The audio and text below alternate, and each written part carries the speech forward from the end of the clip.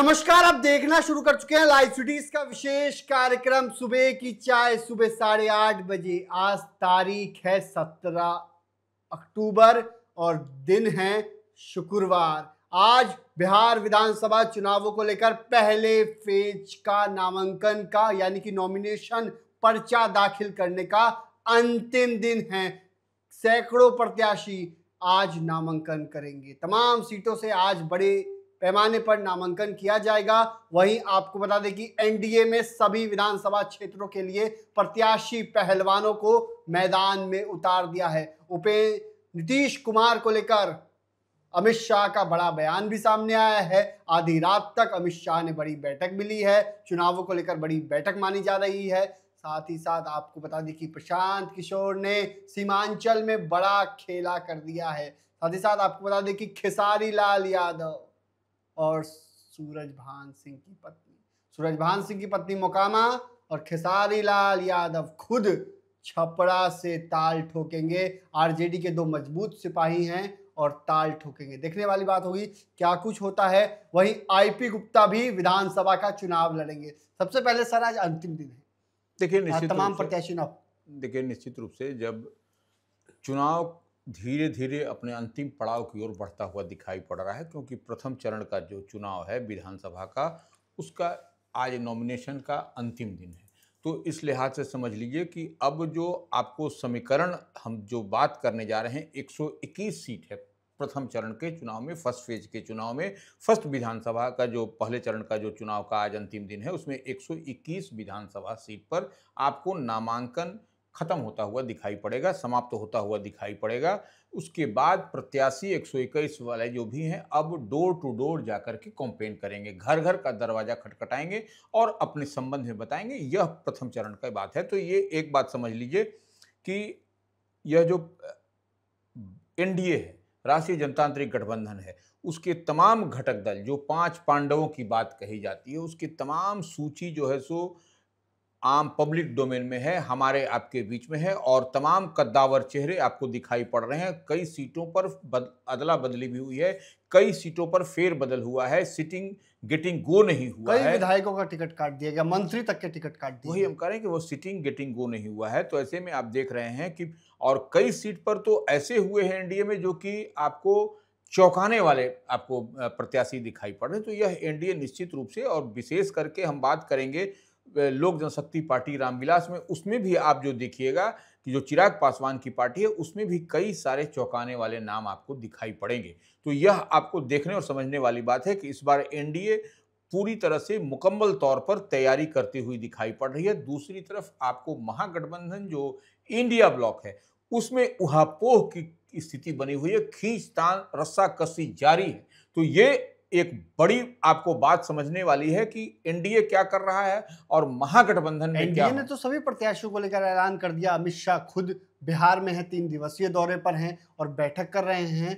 ऐसे में क्या लगता है, महागठबंधन अभी से फेल साबित हो गया क्या? नहीं, देखिए, वही हम बता रहे थे कि महागठबंधन में जिस तरीके से रस्साकसी चल रही है, सीट शेयरिंग को लेकर के, सीट के मसले को लेकर के, तमाम इतनी माने उठापटक है, जद्दोजहद हो रही है कि कुछ हमको समझ में नहीं आ रहा। अभी तक इतना विधानसभा का चुनाव कवर किए, लेकिन इस तरीके से सूची को लेकर के, इस तरीके से रस्साकसी जो होता है, वह तो यह एक अबूझ पहेली महागठबंधन बनी हुई अभी तक दिखाई पड़ रही है। अब देखने वाली बात है कि पहलवान क्या क्या कब महागठबंधन का ये आता है। आज कई प्रत्याशियों का नामांकन है, अंतिम दिन है। आप भी बताए थे सीतामढ़ी से लेकर मुजफ्फरपुर और तमाम अलग अलग जितने भी जिले हैं जहां पहले फेज का वोटिंग होनी है, पहले फेज की, उन तमाम विधानसभा क्षेत्रों में आज नामांकन होना है। देखिए, एक बात समझ लीजिए, बीते दिन आपने देखा कि जो है सो अब जैसे दानापुर की हम बात कर लेते हैं। दानापुर में विधायक हैं आपके रीत लाल यादव, जो पॉपुलर हैं, उनको मजबूती से साथ अपनी बातों को भी रखते हैं। मजबूती से निश्चित रूप से। तो रीत लाल यादव ने नामांकन भरा, नंबर 1। समर्थकों की काफी भीड़ थी, बहुत भीड़ थी, अपार भीड़ के हम कहें तो कम नहीं होगा। उसी तरह से सम्राट चौधरी, जो भारतीय जनता पार्टी के बड़े चेहरे हैं, उप मुख्यमंत्री हैं, उन्होंने जो है सो तारापुर से नॉमिनेशन किया। इसी तरीके से लोक जनशक्ति जनता दल जो है, तेज प्रताप यादव, जिसके मालिक कहे जाते हैं, जो एमएलए भी हैं, वह जो है सो महुआ से उन्होंने नामांकन किया है। तो इस बार देखिए समझने वाली बात है, लालू प्रसाद यादव के लाल हैं और वह महुआ से नामांकन कर रहे हैं, राजद से नहीं, दूसरी अपनी पार्टी, अपने नए पार्टी के रूप से। तो यह एक बड़ी बात है और वहां पर सिटिंग एमएलए हैं डॉक्टर मुकेश रोशन आरजेडी के, तो यह एक चुनौती बनती हुई दिखाई पड़ रही है। और आपने यह भी देखा कि बीते दिन जो है सो उनकी बहन जो है सो उनके लिए वेल विशर माने उनके लिए सब कुछ, रोहिणी आचार्य ने वेल में ट्वीट किया, एक्स पर पोस्ट किया। तो यह सब कुछ अबूझ पहेली बनी हुई है। फिर आज जो है सो जिन जिन बड़े उम्मीदवारों के नामांकन होने हैं उस पर हम थोड़ा सा चर्चा कर लें। तो आज जैसे लोक जनशक्ति पार्टी रामविलास के चिराग पासवान की पार्टी से, वहां से जो है सो उनके डेहरी से राजीव रंजन सिंह उर्फ सोनू सिंह वह नामांकन करेंगे, नंबर 1। दूसरी तरह से आप रूनी सैदपुर से पंकज मिश्रा जनता दल यूनाइटेड के प्रत्याशी हैं, वह नामांकन करेंगे। भारतीय जनता पार्टी से रीगा के हैं बैद्यनाथ प्रसाद, एक्स एमएलसी हैं, वह नामांकन करेंगे। तो यह सब बड़े नाम के चेहरे हम आपको, इसके अलावा कई, आज अंतिम दिन है तो कई नामांकन आपको दिखाई पड़ेगा, लेकिन कई नामांकन करेंगे। लेकिन अमित शाह बड़ी तैयारी में है, कल रात उन्होंने बैठक की और अब थोड़ी देर बाद उनकी सभा भी होने वाली है। देखिए अमित शाह आप देख रहे हैं भाजपा के प्रदेश मुख्यालय में बीते दिन जो उनकी पाठशाला लगी, वह जो अपना जो टीच करते हुए, जो एक गुरु के शिष्य की परंपरा के तहत वह अपने विधायकों को, अपने जो भी उनके कोर कमेटी के मेंबर हैं उनको उन्होंने जिस तरीके से बताया, गुरु मंत्र दिया कि कैसे इस बार के चुनाव में जो है सो विधानसभा के चुनाव में मैक्सिमम हमको टारगेट हिट करना है, मैक्सिमम हमको अचीव करना है। तो अमित शाह बिहार के 3 दिवसीय दौरे पर हैं और निश्चित रूप से बीती रात जो है सो वह भारतीय जनता पार्टी के प्रदेश कार्यालय में किए, आज जो है सो वह तरैया में जाएंगे, तरैया खेल मैदान तरैया में जो है सो अमौर जो विधानसभा पड़ता है वहां पर जो है सो वह कार्यकर्ताओं को संबोधित करेंगे। उसके बाद से फिर वह पटना लौट के आएंगे, 11 बजे से बुद्धिजीवी सम्मेलन है ज्ञान भवन में, उसमें वह बताएंगे। लेकिन नीतीश कुमार पर उनका बड़ा बयान सामने आया है, नीतीश कुमार पर उन्होंने बड़ी बात कह दी है। फिर मुख्यमंत्री बनाएंगे कि नहीं बनाएंगे, इस सवाल का जवाब में उन्होंने क्या कुछ कहा है वो भी बता दीजिए। नहीं देखिए, एक जिस तरह से साक्षात्कार में उन्होंने बोला अमित शाह ने कि वो विधायक दल की बैठक में ही तय किया जाएगा कि कौन चीफ मिनिस्ट्रियल कैंडिडेट होगा, कौन चीफ मिनिस्टर सभी होगा। दल के नेता तय करेंगे। विधायक दल निश्चित रूप से, जब विधायक दल की बैठक होगी तो उसमें तमाम जो घटक दल हैं एनडीए के वो 5 पांडव की बात कही जाती है, उनके बीच में यह तय होगा कि कौन चीफ मिनिस्टर का मुख्यमंत्री होगा। हालांकि देखिए एक बात उन्होंने स्पष्टता के साथ कहा कि बड़े दल, जब सवाल उनसे पूछा गया कि बड़ा दल तो ये उन्होंने कहा कि देखिए बड़ा दल तो अभी भी भारतीय जनता पार्टी है, लेकिन देखिए जिस तरीके से जेडीयू को चीफ मिनिस्टर माने नीतीश कुमार को चीफ मिनिस्टर बनाया तो यह कोई उहापोह की स्थिति नहीं, और स्पष्टता के साथ कहा कि नीतीश कुमार के नेतृत्व में ही इस बार एनडीए चुनाव लड़ रहा है और हमारे चुनाव का नेतृत्व जो है सो चुनाव का नेतृत्व नीतीश कुमार ही कर रहे हैं, वही जो है सो फेस है। तो यह इस बात को मान करके चलिए। लेकिन जो एक अबूझ पहेली है जो बार बार कही जाती है राजनीति में, कहीं महाराष्ट्र मॉडल तो यहां नहीं चलेगा, तो ये एक देखने और समझने वाली बात है कि महाराष्ट्र में जो खेल हुआ वह खेल कहीं बिहार में नहीं, यही उहापोह की स्थिति एक जगह से बनी हुई। लेकिन इस वक्त की बड़ी खबर भी हमारे पास आ रही है। जब हम सुबह की चाय कर रहे हैं कार्यक्रम, तो हमें एक जानकारी मिली है, थोड़ी देर पहले ही हम लोग इस जानकारी पर चर्चा भी कर रहे थे कि आईपी गुप्ता जो पान आंदोलन से मशहूर हुए थे गांधी मैदान में, किस तरीके से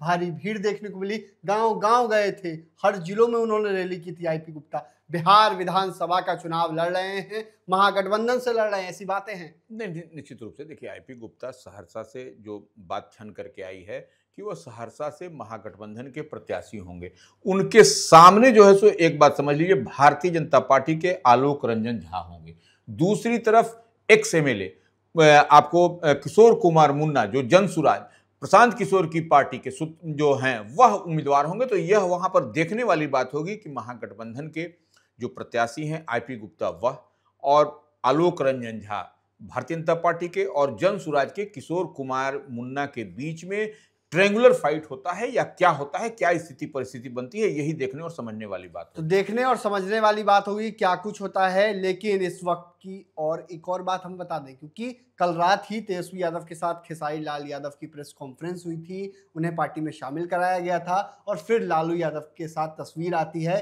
कि खेसारी लाल यादव को छपरा सीट से मैदान में उतार दिया गया, उन्हें पार्टी का सिंबल दिया गया। इसके साथ एक और खबर हम जोड़ दें, पवन सिंह को चर्चा चल रही थी कि पवन सिंह बिहार विधानसभा का चुनाव लड़ेंगे, लेकिन पवन सिंह प्रचार करेंगे, बीजेपी उम्मीदवारों का प्रचार करेंगे। 40 की जो लिस्ट जारी की गई है बीजेपी की ओर से, उसमें प्रचार करेंगे। खेसारी चुनाव लड़ेंगे, पवन सिंह प्रचार करेंगे। देखिए, एक बात समझिए, खेसारी लाल यादव बड़े जो है सो भोजपुरी के बड़े कलाकार हैं, सीनियर स्टार हैं, और वह जो है सो वह चुनाव नहीं लड़ा, वह अपनी पत्नी को लड़ाना चाहते थे। जो बात, इतनी बात जो जानकारी मिल रही है, तो खेसारी लाल यादव की पत्नी का संभवतः वोटर लिस्ट में नाम नहीं है। ऐसी परिस्थिति में जो आपको आरजेडी जो चाह रही है कि अब खेसारी लाल यादव ही अब वहाँ से उम्मीदवार हों, तो छपरा की बात जो कही जा रही है, तो ऐसे में आप देखिएगा खेसारी लाल यादव ही वहां से चुनाव लड़ेंगे, क्योंकि पत्नी जब उनकी नहीं लड़ पाएगी, जब वो जो क्राइटेरिया है, जो फिक्स क्राइटेरिया है चुनाव आयोग का, चुनाव आयोग में आपका नाम होना चाहिए, तो यह नहीं होगा, तो निश्चित रूप से खेसारी लाल यादव चुनाव लड़ेंगे वहां से। और एक बात समझ लीजिए, आप दूसरी तरफ देखिए, फिर भोजपुरी स्टार की बात आती है, जो आपने चर्चा की, पवन सिंह देखिए चुनाव तो नहीं लड़ पाएंगे या नहीं लड़ रहे, लेकिन भारतीय जनता पार्टी के स्टार प्रचारकों की सूची में उनका नाम है। तो यह देखिए, अब आमने सामने की लड़ाई आपको खेसारी लाल और पवन सिंह के बीच। खेसारी लाल यादव चुनाव लड़ेंगे, पवन सिंह प्रचार करेंगे। बिल्कुल, तो नहीं प्रचार नहीं करेंगे, आमने सामने का मतलब वो अब देखने और समझने वाली बात है कि दो बड़े स्टार जो भोजपुरी के, जो पूर्वांचल के हम बात करें या देश के स्तर पर बात करें, तो दोनों एक दूसरे के खिलाफ आपको आमने सामने कई सीटों पर प्रचार करते हुए। कल एक बड़ी खबर सामने आई थी, प्रशांत किशोर ने सीमांचल अररिया में बड़ा झटका दे दिया है। देखिए, निश्चित रूप से प्रशांत किशोर जो है, सो हम एक बात कहते हैं कि प्रशांत किशोर ने अररिया के पूर्व सांसद सरफराज। कौन है सरफराज, किसके बेटे हैं, आप बता रहे थे थोड़े पहले। देखिए, प्रशांत किशोर ने जो अररिया के पूर्व सांसद हैं सरफराज आलम, उनको जो है सो उनके पिताश्री जो पूर्व केंद्रीय मंत्री हैं मरहूम तस्लीमुद्दीन के वह पुत्र हैं, और उनके एक पुत्र जो है सो राष्ट्रीय जनता दल में भी विधायक हैं। माने तो वो देखिए, एक भाई जो है सो सरफराज जो है सो आपको प्रशांत किशोर की पार्टी जनसुराज में है, तो उनका चुनाव चिन्ह पुस्तक छाप, इसमें स्कूल बैग रहेगा। इनका जो है सो इनका अलग आरजेडी का लालटेन रहेगा। तो ये दोनों का दो दिशा होगा, तो एक बात समझना पड़ेगा। लेकिन कितना नुकसान होगा इस क्षेत्र में अगर प्रशांत किशोर के साथ सरफराज जाते हैं, तो कितना डैमेज कर देंगे आरजेडी को, क्योंकि सीमांचल क्षेत्र एक तरफ जहां AIMIM पिछली बार याद करिएगा कितनी सीटें जीती थी, कितना डैमेज हुआ था। नहीं, देखिए, ओवैसी की पार्टी उस समय स्ट्राइक की थी, लेकिन बाद के समय में उनकी पार्टी के 4 विधायक जो है सो राष्ट्रीय जनता दल का दामन थाम लिया था। वो जिन लोगों ने राष्ट्रीय जनता दल का दामन थामा था, वैसे सीमांचल में उनकी पकड़ बहुत मजबूत है। तो ऐसे में अब देखने और समझने वाली बात होगी वक्त संशोधन विधेयक के बाद कि अल्पसंख्यक जो सो किधर जाते हैं, तो देखने वाली बात होगी कि क्या कुछ होता है। लेकिन एक बात और है, आपको पूर्व सांसद सूरजभान सिंह, सूरजभान सिंह की पत्नी आरजेडी से चुनाव लड़ेंगी। सूरजभान सिंह की पत्नी बीना देवी जो है सो आरजेडी से मोकामा में देखिए लड़ाई होगा। यह लड़ाई देखिए लंबी लड़ाई है, आपको बता रहे हैं। संभवतः आज नॉमिनेशन भी हो सकता है। आज नॉमिनेशन है, और वो जो संभवतः की बात कही जा रही है, तो ये मोकामा में अब 2 बड़े धुरंधरों के बीच में लड़ाई होगी। वह लड़ाई होगी अनंत सिंह और सूरजभान सिंह की पत्नी प्रत्याशी है वहां से, और दूसरी तरफ अनंत सिंह जो है सो उनकी पत्नी भी प्रत्याशी थी, लेकिन इस बार स्वयं अनंत सिंह ने नॉमिनेशन किया है। तो यह देखने और समझने वाली बात है कि ये दोनों में एकदम जब वहां पर लड़ाई होगा तो मोकामा की जनता क्या निर्णय लेती है, यह देखने और समझने वाली तो देखने और समझने वाली बात है। अमित शाह मंच से क्या कुछ ऐलान करते हैं। बिहार विधानसभा चुनावों के ऐलान के बाद अमित शाह की पहली चुनावी सभा कह लें या नामांकन सभा होगी या चुनावी सभा होगी, देखना होगा। चुनावी मोड में अमित शाह मंच से क्या कुछ ऐलान करते हैं। नीतीश कुमार को लेकर अमित शाह का बड़ा बयान भी सामने आया है। तमाम प्रत्याशियों का आज पहले फेज का अंतिम दिन है और 11 बजे से 3 बजे तक ही नामांकन होता है। इसलिए लाइव सिटीज आपसे अपील करता है, जो भी प्रत्याशी हैं जल्दी जल्दी नॉमिनेशन फॉर्म भर दीजिएगा। बने रहिए लाइव सिटीज के साथ, हमारे यूट्यूब चैनल को सब्सक्राइब करिए, स्विच को लाइक, धन्यवाद।